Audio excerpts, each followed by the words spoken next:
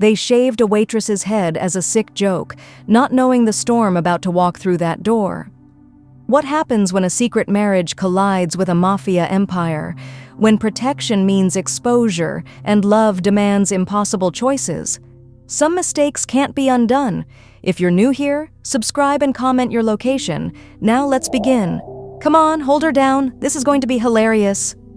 Elena's heart slammed against her ribcage as James grabbed her shoulders, forcing her back into the velvet chair in La Stella's private dining room. The electric clippers buzzed to life in Mark's hand, and the sound made her stomach turn, made her want to scream, to fight, to do anything except sit here trembling like a cornered animal. "Please," she managed, her voice small despite her efforts to sound strong. "Please.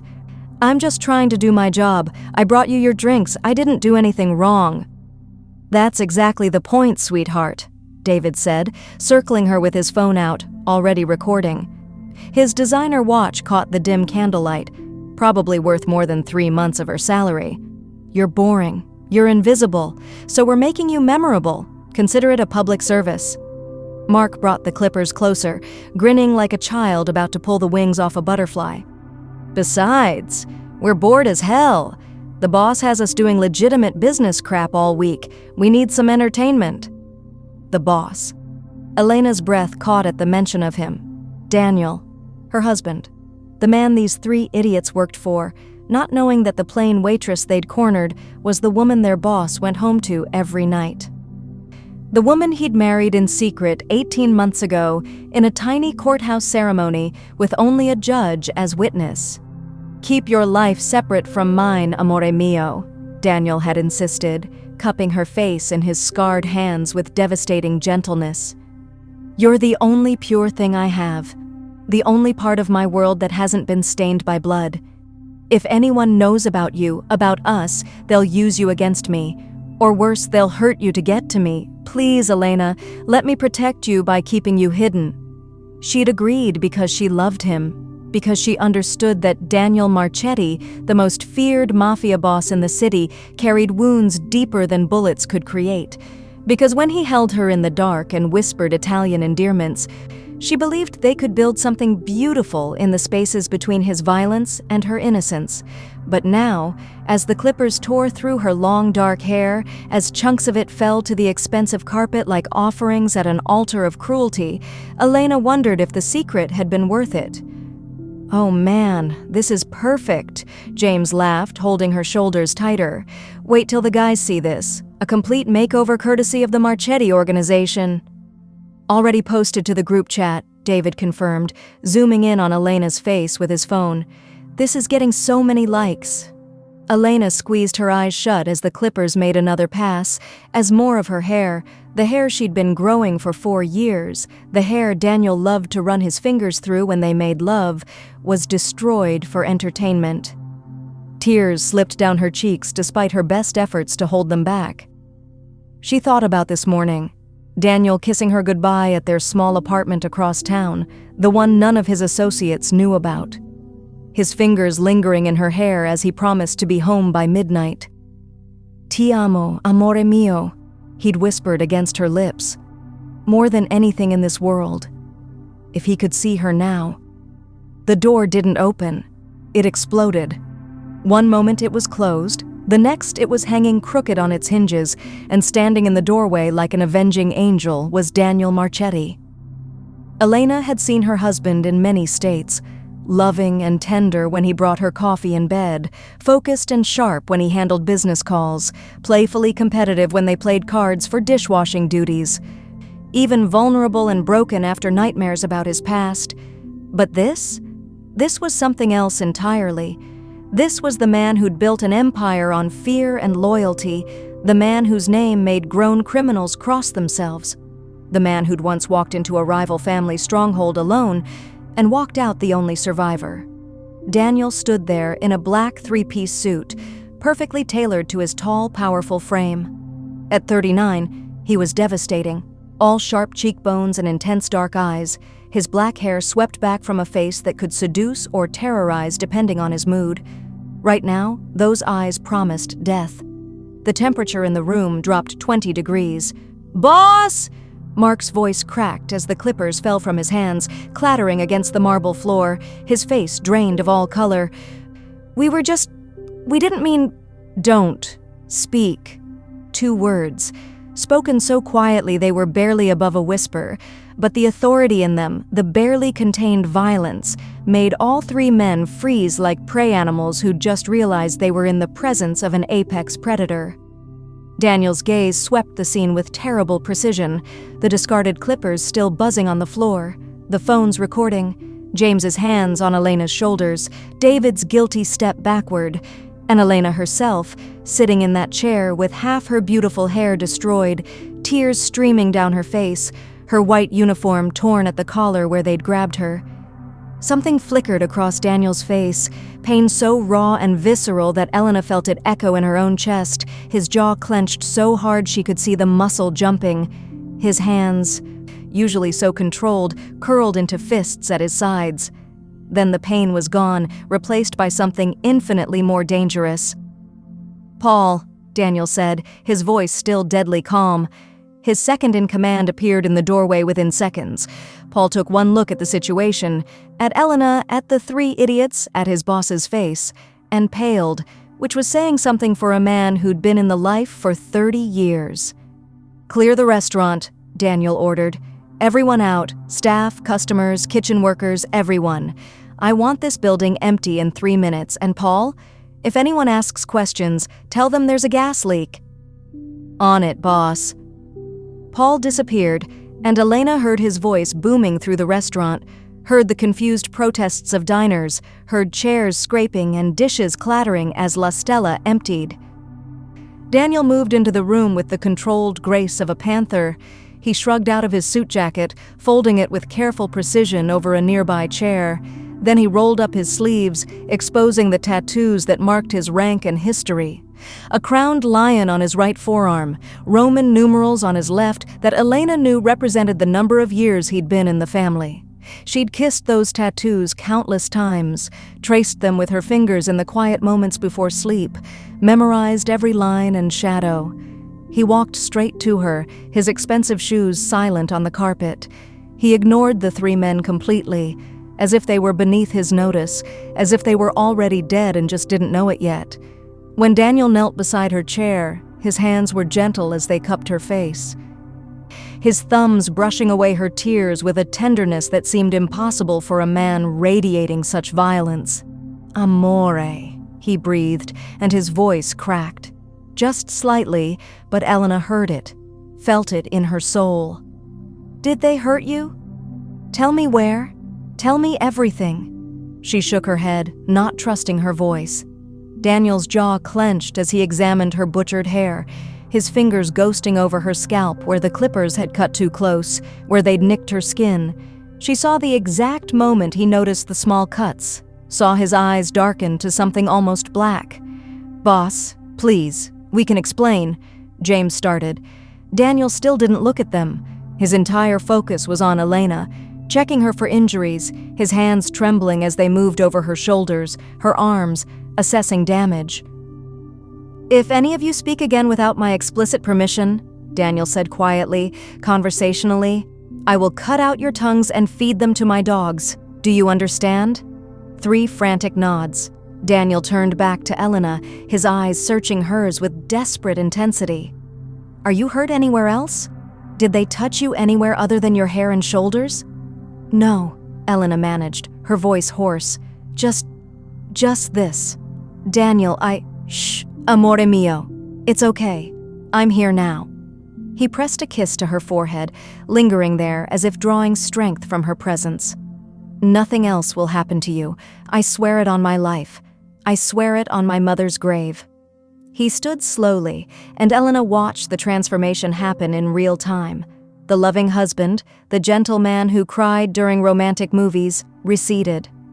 And in his place emerged Daniel Marchetti, the Mafia boss, the king of the underworld, the man who ruled through fear and respect in equal measure.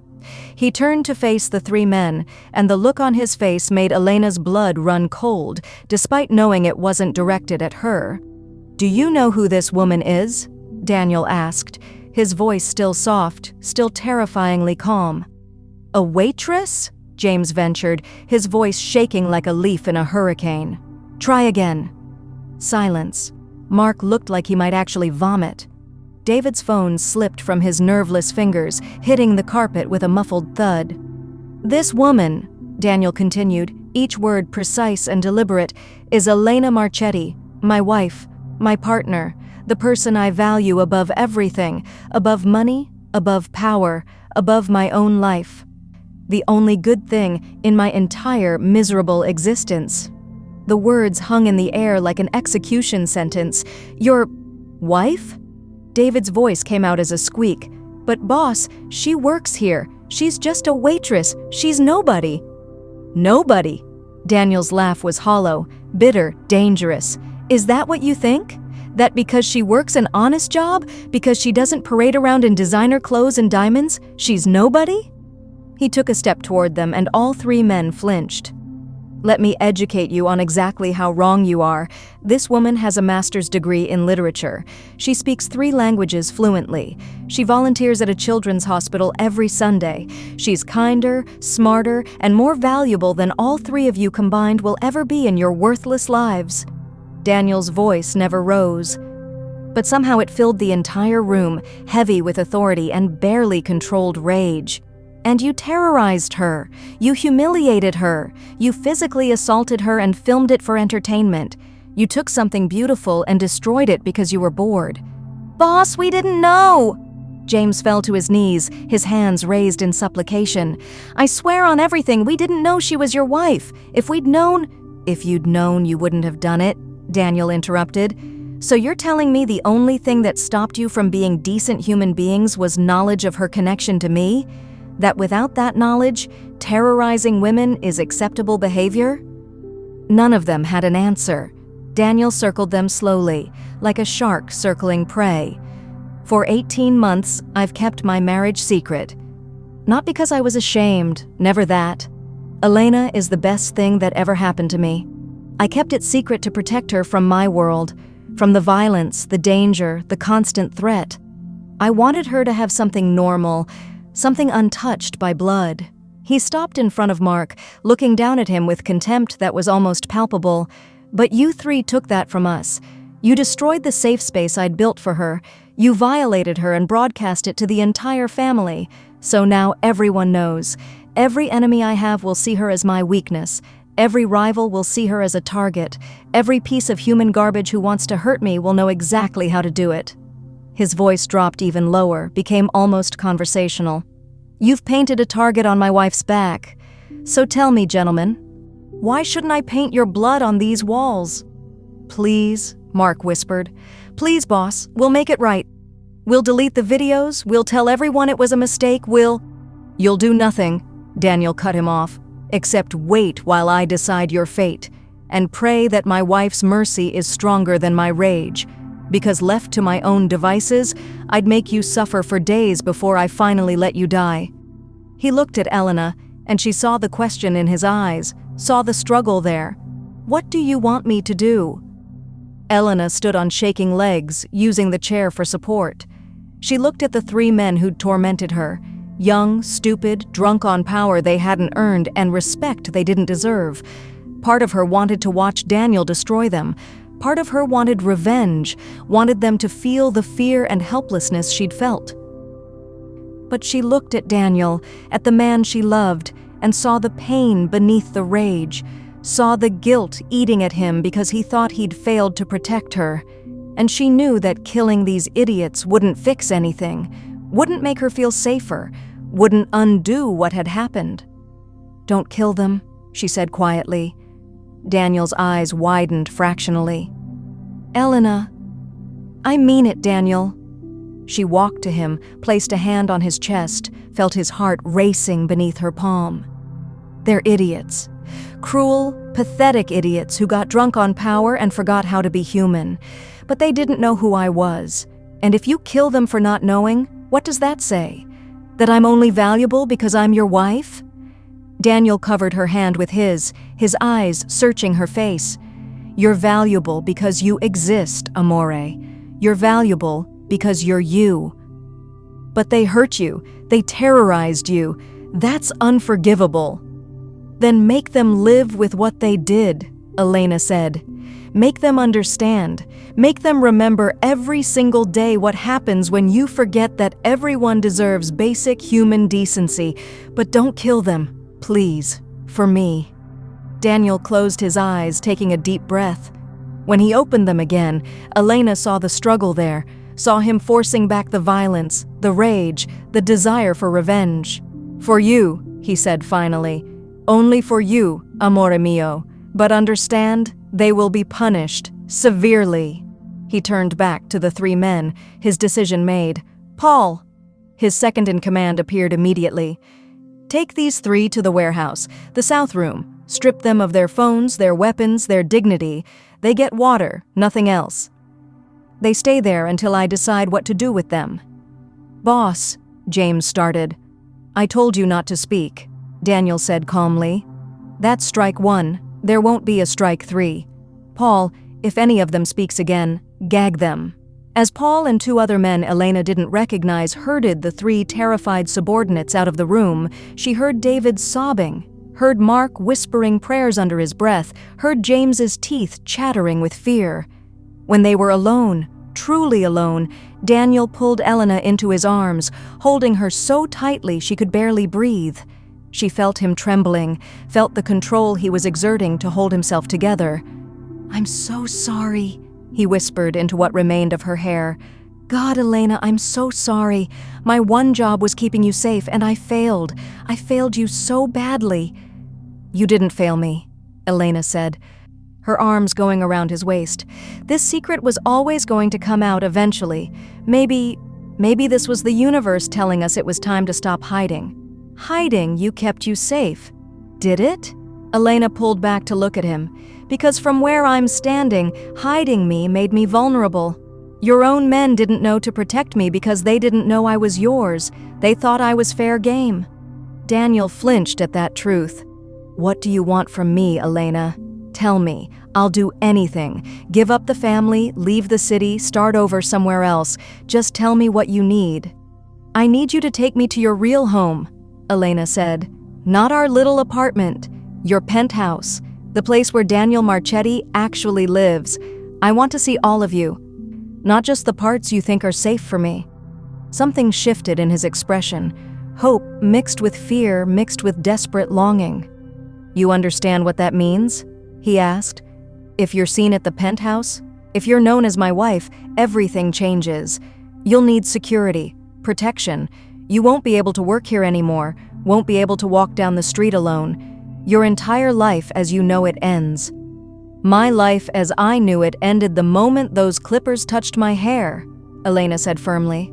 So I can either be your secret wife, vulnerable and isolated and ignorant, or I can be your public wife, protected and acknowledged and actually part of your world. I choose the second option. Daniel studied her for a long moment, and she saw him making the calculation, weighing the risks, considering the consequences. Okay, he said finally. Okay, but we do this right. We call a family meeting. We announce our marriage officially. We establish rules and boundaries and consequences for anyone who even looks at you wrong. And you get a full security detail? Non-negotiable. Female guards, Elena said. If I'm going to have people following me everywhere, I want them to be women. It'll be less weird. A smile tugged at Daniel's lips despite everything. This is why I fell in love with you. Even in crisis, you're thinking practically. Yes, female guards. I'll have Paul arrange it, the best we have. He pulled out his phone, made 3 rapid calls in Italian, then pocketed it again. Done. Family meeting tomorrow night. All the captains, all the made men. And I've assigned Rita and Jennifer to be your primary security. Both former military, both deadly, both completely loyal. You had female guards on standby? Elena asked, surprised. Daniel had the grace to look embarrassed. I've had security protocols for you planned since our wedding day. Multiple scenarios, multiple contingency plans. I hoped I'd never need them, but... He gestured at the disaster around them. Elena felt warmth spread through her chest despite everything.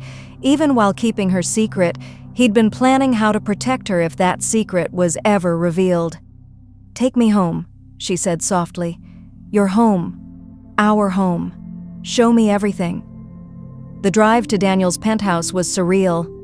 Elena sat in the passenger seat of his sleek black Mercedes, wrapped in his suit jacket that smelled like expensive cologne and gunpowder, watching the city lights blur past. Daniel drove with one hand on the wheel, the other clasped firmly around hers, as if he was afraid she might disappear if he let go. "I stress bake," he said suddenly. Elena blinked. "What?" "In the penthouse, when I can't sleep, or when deals go wrong, or when I'm worried about you." Daniel glanced at her, vulnerability clear in his eyes. "I stress bake. Cookies, brownies, sometimes bread. Paul is the only one who knows, and he's sworn to secrecy on pain of death." A laugh bubbled up from Elena's chest, slightly hysterical but genuine. "The terrifying Daniel Marchetti bakes cookies?" "Chocolate chip," he confirmed, a hint of defensiveness in his tone. "And they're excellent, thank you very much. I use brown butter and sea salt." "I can't wait to try them," Elena said, and she meant it. This was what she wanted. The real Daniel. Not just the sanitized version he thought she could handle. The penthouse was breathtaking, 50 floors up, floor-to-ceiling windows showcasing the entire city like a glittering kingdom, modern furniture that somehow managed to be both luxurious and comfortable, art on the walls that Elena recognized from her master's program, a genuine Rothko, what looked like an original Basquiat, but it was the personal touches that made her throat tight with emotion. A well-worn copy of Dante's Inferno on the coffee table, reading glasses beside it. Photos of his mother on the mantel, including one of her laughing in a kitchen, flour on her nose. And the kitchen, oh, the kitchen was a dream, all professional-grade appliances and marble countertops and a stand mixer that looked like it got serious use. "This is really you," Elena breathed, walking through the space, running her fingers over surfaces. "This is where you live when you're not with me." "This is where I exist," Daniel corrected, coming up behind her and wrapping his arms around her waist. "I only truly live when I'm with you." She leaned back against his chest. "That's really corny, Daniel." "I'm allowed to be corny with my wife." He pressed a kiss to her temple. "It's in the marriage vows. I checked." "I don't think it is. Should be." Despite everything, Elena smiled. This was them. This banter, this warmth, this love that existed even in the midst of chaos. "Shower first," Daniel murmured against her ear. "Get cleaned up. I'll order from that Thai place you love, and then we'll figure out the rest." The bathroom was obscene, all heated marble floors and a rainfall shower big enough for 6 people. As Elena stood underwater hot enough to scald, washing away the humiliation and fear, she heard Daniel on the phone, his voice drifting through the door in rapid Italian. She caught enough words to understand he was arranging the family meeting, establishing her security detail, and very explicitly describing what would happen to anyone who disrespected her. When she emerged wrapped in a towel, she found one of Daniel's dress shirts laid out on the bed, white, soft, expensive, smelling like him. She pulled it on, leaving it unbuttoned enough to be suggestive, and padded barefoot into the living room. Daniel was still on the phone, pacing by the windows. He saw her, and whatever he was saying died mid-sentence. His eyes darkened, traveling down her body in a way that made heat pool low in her stomach. "I'll call you back," he said into the phone, ending the call without waiting for a response. "That was rude," Elena said, but she was smiling. "That was necessary." Daniel stalked toward her with predatory intent. "Because if I had to spend one more second talking about security protocols while you're standing there wearing nothing but my shirt, I was going to lose my mind." "Who says I'm wearing nothing else?" Elena teased, backing up until she hit the wall.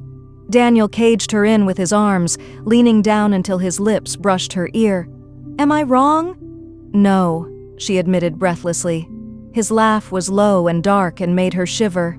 "Elena, amore mio, you're killing me. It's been the worst day of my life. I'm holding on to my control by a thread, and you're standing here looking like every fantasy I've ever had." "So stop holding on," Elena whispered, her hands sliding up his chest to work at his tie. I want you, Daniel. I need to feel alive, to remember that those idiots didn't break me, that we're still us." He groaned, his forehead dropping to rest against hers. "You're sure? After everything?" "I'm sure." She got his tie undone, started on his buttons. "I'm bruised but not broken, scared but not defeated. And I need my husband to remind me exactly why I chose this complicated, dangerous, beautiful life." Daniel's control shattered. He kissed her hard, all hunger and desperation and fierce possession, his hands sliding under the shirt to grip her waist. Elena gasped into his mouth, her fingers tangling in his hair, her body arching into his with need that burned away everything else, the fear, the trauma, the uncertainty. They stumbled toward the bedroom, leaving a trail of his clothes, tie, shirt, belt hitting the floor. Daniel lifted her easily, Elena's legs wrapping around his waist as he carried her the rest of the way. He laid her on the bed like she was something precious, something sacred, and proceeded to worship every inch of her skin with his mouth and hands. When she tried to rush him, he caught her wrists, pinning them gently above her head. "No," he murmured against her collarbone, his accent thickening with emotion. "Tonight, I take my time.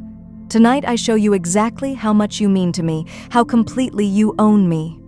What followed was slow and intense and devastating in the best possible way. Daniel took her apart with patient thoroughness, whispering Italian endearments against her skin, telling her she was beautiful, perfect, his entire world. When she finally shattered, crying out his name, he held her through the aftershocks, kissing her tenderly, reverently. They made love again, faster this time, urgent and passionate.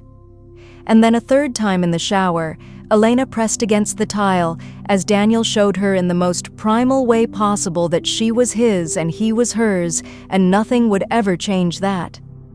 By the time they collapsed back into bed, Elena was boneless with satisfaction, her body marked with love bites that would definitely show tomorrow.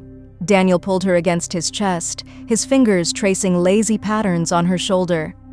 "I'm never letting you go," he said into the darkness. "I know that's probably unhealthy and possessive and all sorts of red flags, but I don't care. You're mine, Elena. My wife, my heart, the only good thing I've ever had." "Good," Elena murmured, already half asleep. "Because I'm not going anywhere. You're stuck with me, Marchetti." "Best life sentence I ever received," he replied, and she felt him smile against her hair. The next evening, Elena stood beside Daniel in front of 60 made men, all gathered in the main dining room of Carmelo's, one of his legitimate restaurants. She wore a simple black dress that Jennifer had helped her pick out, elegant, understated, appropriate. Her short hair was professionally styled, making her look sophisticated instead of victimized. Her wedding ring glinted on her finger, no longer hidden. Daniel had his arm around her waist, and Elena could feel the coiled tension in his body, the readiness to destroy anyone who showed her disrespect. "Gentlemen," Daniel began, his voice carrying easily through the silent room. "Some of you have heard rumors over the past 24 hours. Let me confirm them and provide context." He paused, commanding attention effortlessly.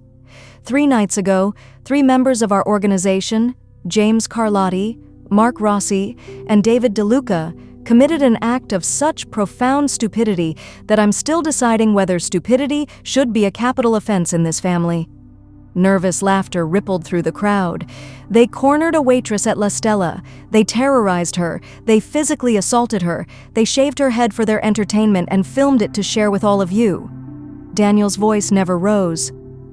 But somehow it got harder, colder. That waitress was my wife. The room erupted. 60 voices talking at once, exclamations of shock and questions, and more than a few creative Italian curses. Daniel let it go for exactly 10 seconds before he raised his hand. Silence fell like a blade. "For 18 months, I've kept my marriage private. Not because I was ashamed. Never, ever that. Elena is the best thing that has ever happened to me. I kept it secret to protect her from this life, from the violence, the danger, the constant threat. I wanted her to have something normal, something untouched by blood and business. He looked around the room, making eye contact with each captain, each lieutenant. But that protection failed because my own men didn't know to protect her. So now we adapt. Elena Marchetti is my wife, my partner, and under the full protection of this family. The same rules that govern respect for made men now apply to her. Disrespect her, you disrespect me. Threaten her, you threaten me. Harm her. His smile was terrible. Well, I think your imaginations are sufficient to fill in that blank. Someone in the back, Elena thought it was one of the younger captains, raised his hand. What about the 3 who did it? What happens to them? Daniel's expression could have frozen hell itself. James, Mark, and David are currently enjoying the hospitality of our South Warehouse. They've been stripped of their ranks and will be banished from family business and protection for 3 years. No work, no money, no backup. They survive on their own in a city where everyone will know what they did and who they angered. 3 years without protection. Elena felt a chill. That was essentially a death sentence with a very long timer.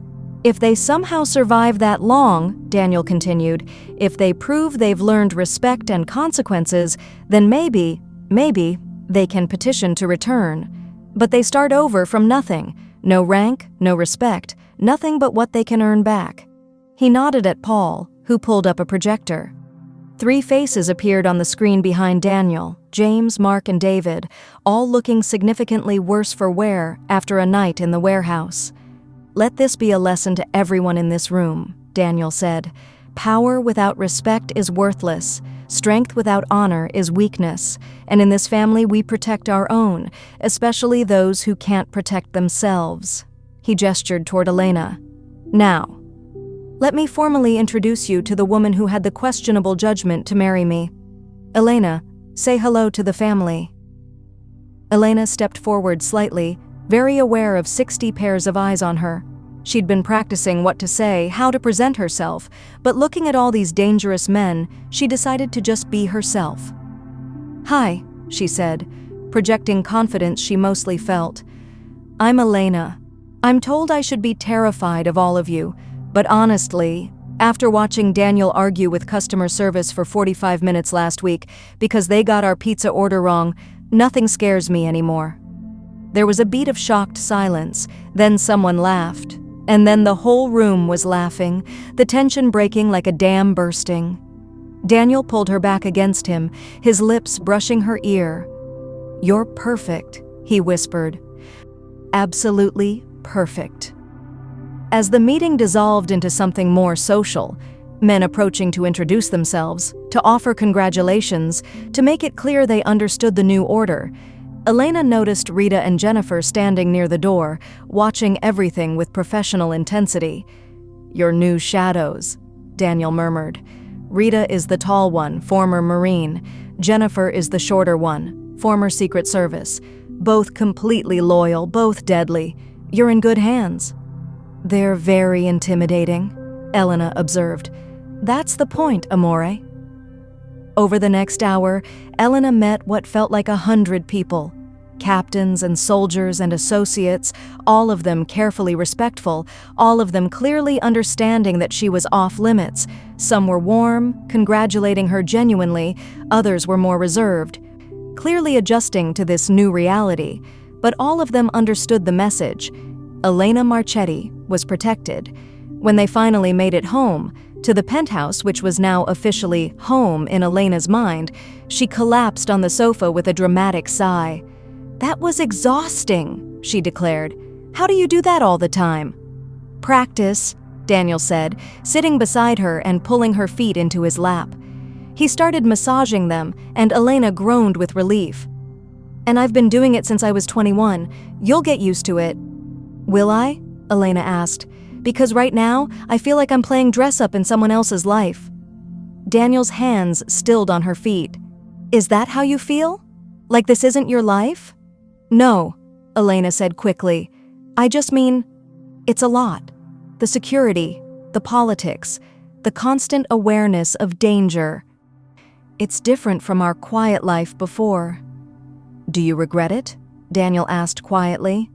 "Regret choosing this? Because if you do, if you want out, I'll find a way. I'll set you up somewhere safe, somewhere far from all this. I'd hate it, it would destroy me, but I'd do it if that's what you needed." Elena sat up, cupping his face in her hands. "I don't want out, you idiot. I want you. All of you, not just the sanitized version. Yes, it's scary. Yes, it's overwhelming, but it's real. It's honest, and I'd rather face the truth with you than hide from it alone." Daniel's eyes shone with emotion. "I don't deserve you." "Probably not," Elena agreed, "but you're stuck with me anyway." He kissed her then, slow and deep and full of promise. When they pulled apart, Elena was breathless. "So," she said, trying to lighten the mood, "about those chocolate chip cookies you promised to make me." Daniel laughed, the sound warm and genuine. "You want me to bake for you right now?" "I want to see the great Daniel Marchetti in his natural habitat," Elena teased. "Besides, I'm starving. Confronting your entire crime family really works up an appetite." They spent the next hour in the kitchen, Daniel teaching Elena his secret cookie recipe while she offered helpful suggestions that mostly involved eating the dough and making jokes about his overly serious measuring technique. By the time the cookies came out of the oven, they were both laughing, covered in flour, and Elena had stolen at least 6 kisses. "These are amazing," Elena moaned around a bite of cookie. "Okay, you were right to be proud. These are legitimately incredible."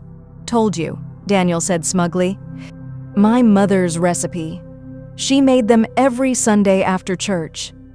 Elena watched him as he talked about his mother, saw the love and pain there, and understood more about the man she'd married. He'd lost so much, seen so much darkness, but he still made cookies and fell in love and tried to protect the good things. "I love you," she said suddenly. "I know I say it all the time, but I really love you, Daniel. Not despite who you are, but because of it. All of it." Daniel set down his cookie, crossed to her, and pulled her into his arms. "Ti amo, Elena, per sempre, forever and always." They stood there in the kitchen, holding each other, and Elena knew this was the real moment of choice. Not the wedding, not the secret keeping, but this, choosing to stay, choosing to embrace this life, choosing love despite the danger. 3 months later, Elena had found her rhythm. Rita and Jennifer became not just her guards but her friends, trading book recommendations and teaching her basic self-defense. She'd learned to navigate high society events, to smile at politicians' wives and mobsters' daughters with equal grace. She'd even started helping Daniel with his legitimate businesses, putting her literature degree to use writing marketing copy. But the best part was the quiet moments. Sunday mornings when Daniel made pancakes shaped like hearts that always fell apart. Late nights when they watched old movies and argued about plot holes. The way he still looked at her like she was the most precious thing in his world. One afternoon, as she was leaving a charity luncheon with Rita and Jennifer, a car pulled up beside them. Elena's bodyguards immediately moved to shield her, hands going to their weapons, but the window rolled down to reveal 3 familiar faces. James, Mark, and David. They looked terrible, thinner, haunted, carrying visible scars from their time without protection. All 3 immediately raised their hands in a gesture of peace. "Mrs. Marchetti," James said, his voice hoarse, "we know we have no right to approach you, but we needed to tell you we understand now. What we did, what it cost you, what it could have cost us." "We're not asking for forgiveness," Mark added quickly. "We don't deserve it. But we wanted you to know that we've spent every day of the past 3 months understanding what it means to be powerless, what it feels like to be vulnerable." David, who'd been the one filming, looked close to tears. "We were monsters. We treated you like you were nothing because we could, because we had power and you didn't. And we're sorry, truly, deeply sorry." Elena studied them for a long moment. Rita and Jennifer stayed on high alert, ready to act if this was some kind of threat. But Elena saw genuine remorse in their faces, saw the way survival had stripped away their arrogance. "Do you have 2 more years left on your banishment?" she asked. "Yes, ma'am," James confirmed. "Then use them," Elena said. "Use that time to become better men.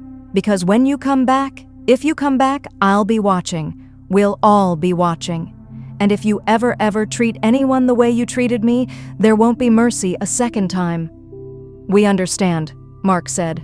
"And thank you for asking the boss to spare our lives." "I didn't do it for you," Elena said honestly. "I did it for him, because he's trying to be more than just violence and fear. But don't mistake mercy for weakness. The next person you hurt might not have a husband who's willing to listen to them." As they drove away, Jennifer let out a low whistle. "That was ice cold, boss lady. I'm impressed." "Was it too much?" Elena asked, suddenly uncertain. "Hell no," Rita said. "It was perfect. Mercy with teeth. The boss has taught you well." That night, when Elena told Daniel about the encounter, he pulled her into his lap, his arms wrapping around her waist. "You're becoming dangerous, amore mio," he murmured against her neck, "a different kind of dangerous than me, but just as effective." "Is that a good thing?" Elena asked. "It's a perfect thing." He kissed her shoulder. "You're finding your place in this world, not as my accessory, not as my weakness, but as your own force, my equal." Elena turned in his lap to face him, her hands cupping his face. "Is this what you imagined when you married me? That I'd end up running charity events and facing down your former subordinates and learning to shoot with Jennifer?" "I imagined loving you," Daniel said simply. "Everything else is just details.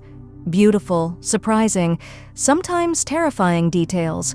But all I really wanted was to love you and be loved by you. Everything else we figure out together." "Together," Elena agreed and kissed him.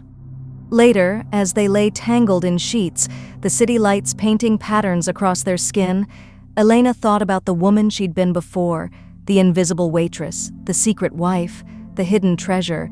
That woman was gone, destroyed as thoroughly as her long hair had been. But in her place was someone new, someone stronger, more confident, more fully herself. Elena Marchetti, wife of a Mafia boss, friend to bodyguards, terror to idiots who forgot their manners. "No regrets?" Daniel asked sleepily, his hand finding hers in the darkness. Elena laced their fingers together, feeling the weight of her wedding ring, the calluses on his palm that told stories of violence and power. "Not a single one," she whispered. "This life, this love, this beautiful complicated mess, I choose it. I choose you, every single day." "Good," Daniel murmured, already half asleep. "Because you're stuck with me, Mrs. Marchetti, forever." "Forever," Elena agreed. And as she drifted off to sleep, safe in the arms of the most dangerous man in the city, Elena smiled. Because this was her life now, not the one she'd planned, not the one she'd expected, but the one she'd chosen. And it was absolutely perfect. Thank you for watching. Would you stay with someone whose world put you in constant danger, or is love worth any risk? Drop a comment with your thoughts and where you're watching from. Don't forget to like and subscribe for more intense Mafia romance stories. Your support means everything.